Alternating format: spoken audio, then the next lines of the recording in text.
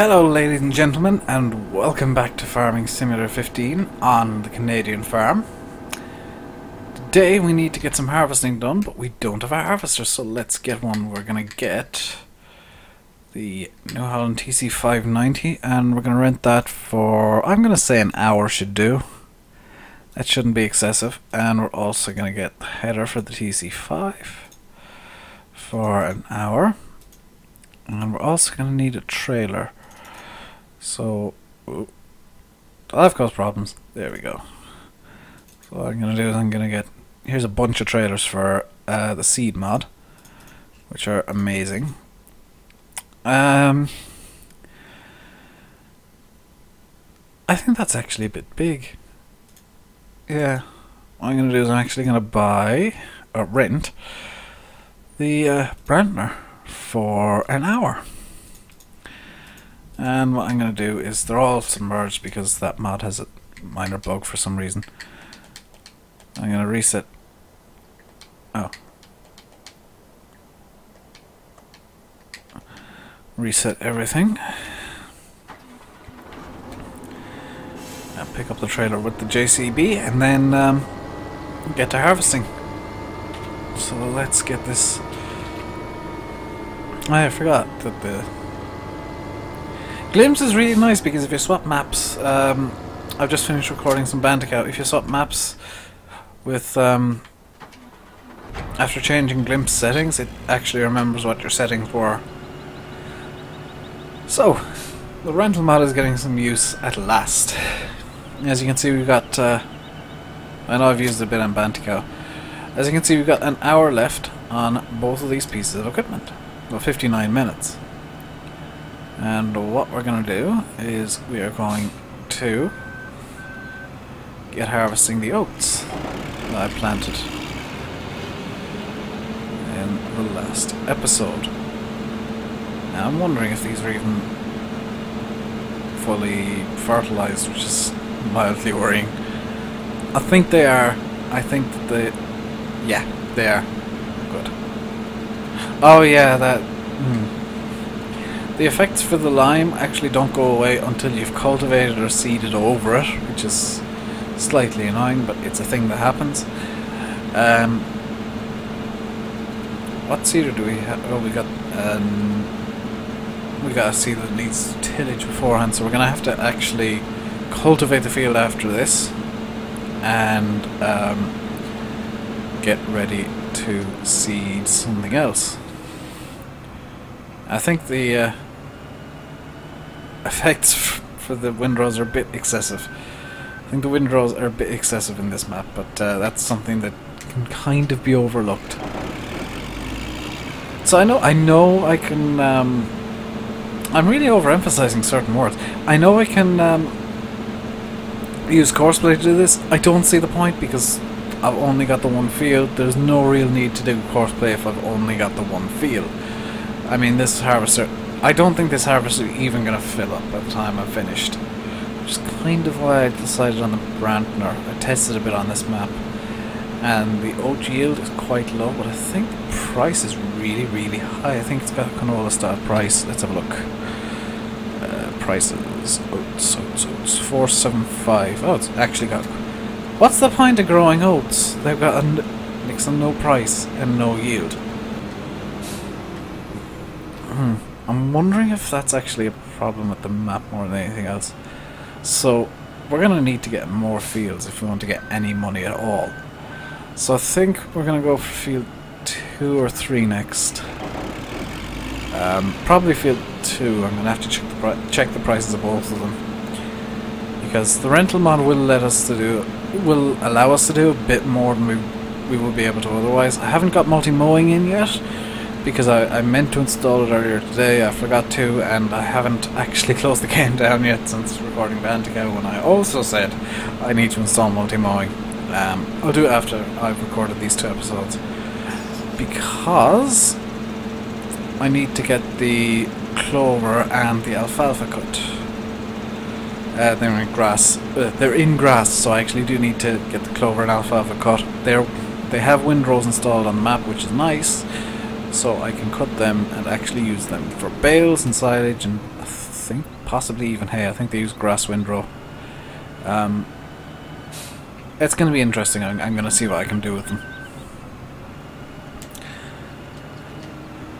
So, the oak yield on this map seems to be insanely tiny, because I'm getting next to no oats in here, and I think I'm going to grow some canola next, just so that I get a bit of yield of something, because I think this is a bit of a silly low yield. As you can see, I don't have soil mod installed here. This is more of a kind of I'm going to chill out and just play some farm sim, save game, and series, because if I was doing soil mod the whole time, I would just quit the game. I really would. I did it with 2013. I installed soil mod on a few maps, and it was just like, oh my god, I can't do anything right. I give up. Then I came back a while later and was like, oh, that's the problem. Uninstall soil mod. That's oh! I don't know if you can see this, but I'll make sure it's quite visible. The windrow, the higher windrows are actually floating. All the windrows are floating. Map makers obviously tried to make the windrows really, really big, but chosen a texture that actually doesn't cater for it being really, really big. So what's happened is they're all floating slightly above the ground. That's a minor issue. I'm going to overlook that. So this is the things I couldn't cover in the map spotlights. That's why I'm doing a really, really long series on Bandicoot, because it's a nice map. I've got a second nice map, really nice map that I really love, lined up for that series already. And this series is just going to be playing through a map for 15-20 episodes,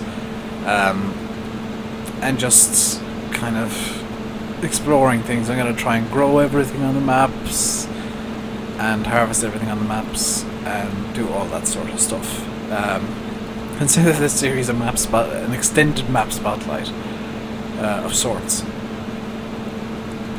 just because I want to play with other maps other than Bandicoot. So it's really strange for 2015. Multifruit has released, to my knowledge, really quite early in the cycle, before even the mod scripts are out. Normally Multifruit doesn't release, or at least I don't think it did for 2013, not in a big way. Normally it wouldn't have released by now.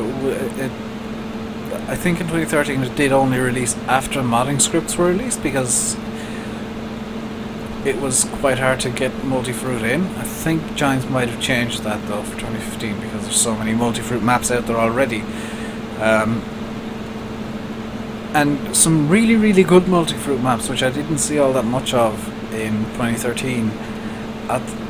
The funny thing is, I think the maps that have standard fruits now are actually the subpar ones, because the Multifruit maps seem to have a bit more love put into them. 2013 tended to be the standard fruit maps, had lots more love put into them, and the multi-fruit maps, their only selling point was they were multi-fruit. And some of the maps that are coming out now, we're still kind of we're still very much at the start of 2015's cycle. You know, there's not a lot of spectacular mods out. People are still getting to grips with the game. I know it's been out for like 5 months now, but people are still getting to grips with the game, and I think it's good that there are some really, really nice mods out there already, because it seems like it's kind of a continuation from 2013 without the really script-heavy stuff as of yet. And when the script-heavy stuff comes out, that's when 2015 will really take off. That's when FS15 will really just essentially go into orbit, especially if Giants fix a lot of the forestry problems. It's kind of strange. I think forestry is a bit gimmicky to be in the game. I'm one of those people who thinks, well, it's a farming simulator, it should really focus on farming. And part of me thinks, well, there are tree farms around. There's one not far from, there's a couple not far from me. And certain farming areas are also very big forestry areas, so I can kind of understand why logging is in the game. I think Giants didn't think it through and didn't test it enough, And still haven't tested enough for patch 1.2. I think patch 1.2 is still a bit buggy, but very buggy. Especially with forestry. I've had some issues on Bjornholm, of all places. Giant's flagship map for the game. With Giant's flagship feature of the game, forestry. That's a problematic thing. You know, your flagships should be bug free. Especially if, you know, you're a small studio who wants to become big. Like, realistically, Giants are small and they want to become big. They're getting a lot of sales courtesy of, well, partially the comedy factor, partially the fact that it's the only really working farming simulator out there. I know there's Professional Farmer, but I don't think that works as well. I think Professional Farmer is just a bit too... I don't know, I think it's a bit too realistic in an arcadey setting, I suppose. The graphics of Professional Farmer just seem... Because I played it a bit, the graphics in... Why is that? Oh, trees. They seem very arcadey, but then the physics and everything else is really quite realistic, I think. And there's just that kind of disconnect between what you see and what you have, and what you feel. And that was the quickest harvest I've ever done. I've just harvested a field in 10 minutes. Oh boy. This is going to be a very, very seeding heavy series by the looks of things. So let's get into the fast track here. And zip over to empty the harvester. And do we have anything in storage? We do, but no oats. Whoops. What I'm going to do is I'm going to throw the oats into storage for the time being, because we got more than enough money. And I'm going to, I suppose...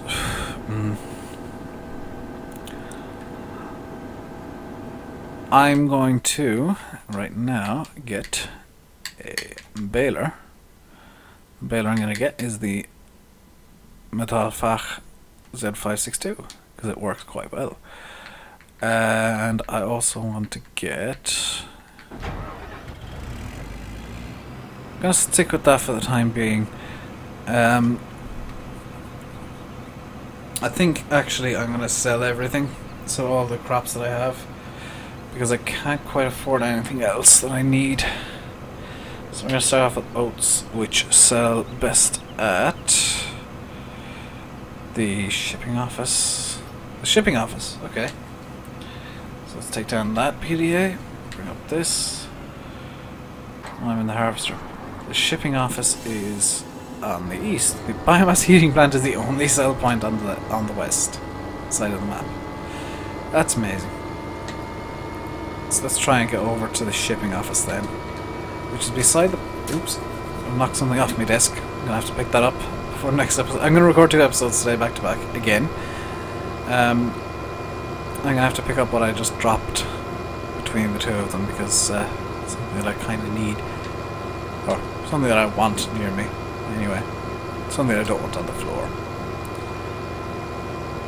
So, after the shipping office, which I suppose is a good chance to have a look around the map at the same time. There's the BGA. So is the shipping office like over here somewhere? There's the shop, by the way, and the baler. So the shipping office is apparently over here. This JCB sounds so good.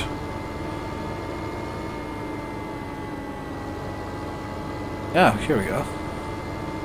Is it open? Yes. So let's sell off the oats, what little we have of them. And we'll go out this way. And I suppose we'll just go through the rest of the crops in the order they appear in the silos. So next up we're going to be selling our 8,000 litres of wheat, which is less than a trailer again. Or about a trailer, I can't quite remember. Somewhere in that region anyway. And we're going to be selling the wheat at the shipping office 614. Whoops, wrong button. Oh, the shipping office. I think we're going to be selling everything at the shipping office.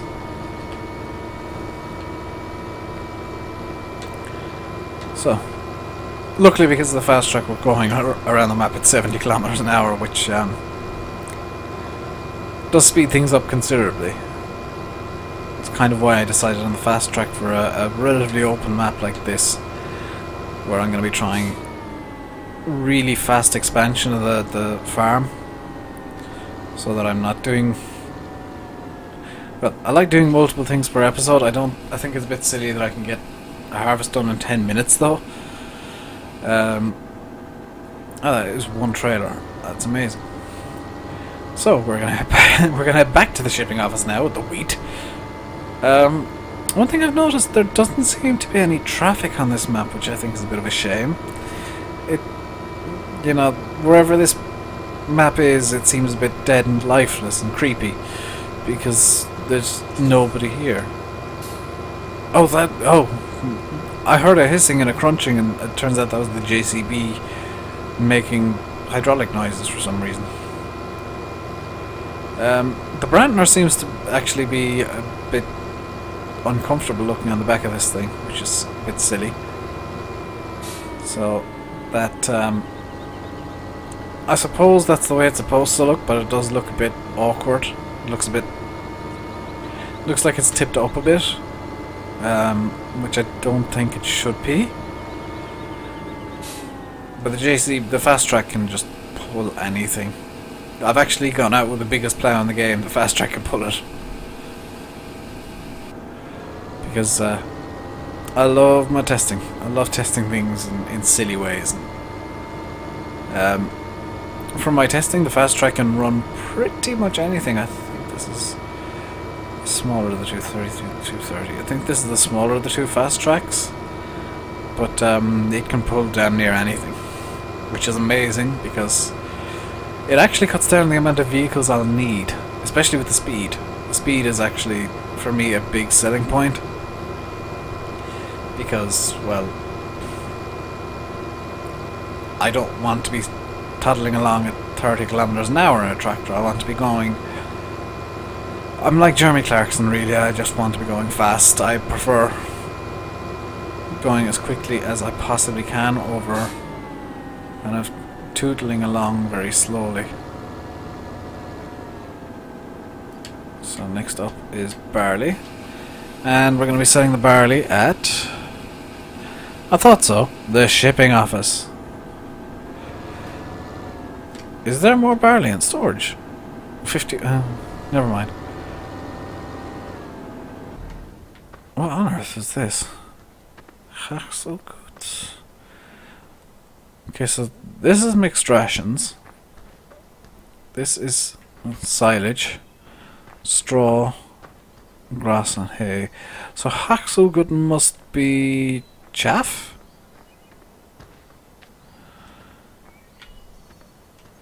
I'm guessing it's oh my god. What's the frame rate in here? 30, 60. And I look in here specifically at this building. So this building presumably has some log errors. And here's wood chips.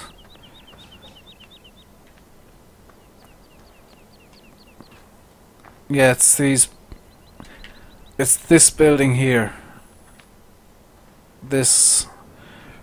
That single building has a massive hole in FPS. So yeah, be warned, be forewarned, because the rest of the map runs perfectly at 60 FPS. I look over there, look over here, 60 FPS, and chug. It's that building doing it. So, map maker, if you're watching, that building needs to be fixed a bit. Or whoever made that building, it seems to have a few errors with it. I might have... Can I have a look at the log here?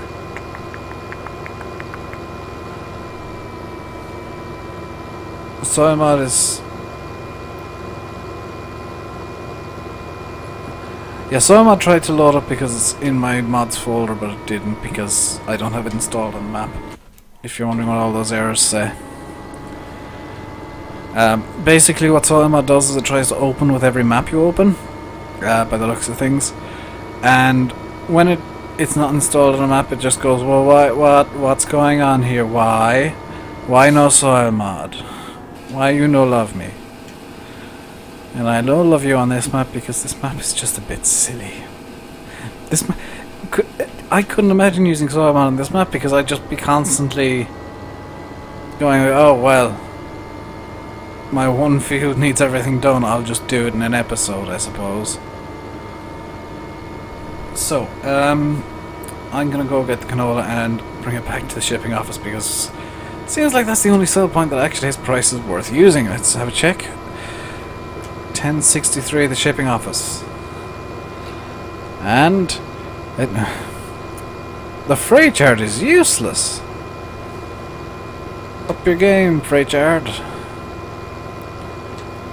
That's the butcher's back there. Oh no, there's the butcher's, the Metzgerei. That's, I believe, German for butcher. Or meat processing plant. No, Fleischerei, big meat processing plant. So let's get the canola and set it off. And I think we now have enough for the thing I want to get. I think we do. Let's check. 49,600. So, I'm buying these because I want to get some bales, and I want some bales, and I want a relatively easy way of moving them about. So, the skid steer is probably one of the better ways. It's a bit slow, but it's the most maneuverable thing in the game, and it's actually euro for euro, I suppose. It's actually the cheapest way of moving bales because otherwise you need to get a tractor, which costs a lot. A front loader attachment, which also costs quite a bit, and the front loader arm, which costs a couple of thousand, and the front loader attachment, which also costs a few hundred to a couple of thousand. Whereas at the skid steer, you're just paying essentially 50 grand, and you've got a method of moving your bales. Does this thing have a... No, it doesn't. I kind of wish this had a beacon. I think it's a bit silly that it doesn't. And because I'm not using keyboard controls, it is quite hard to control. There we go.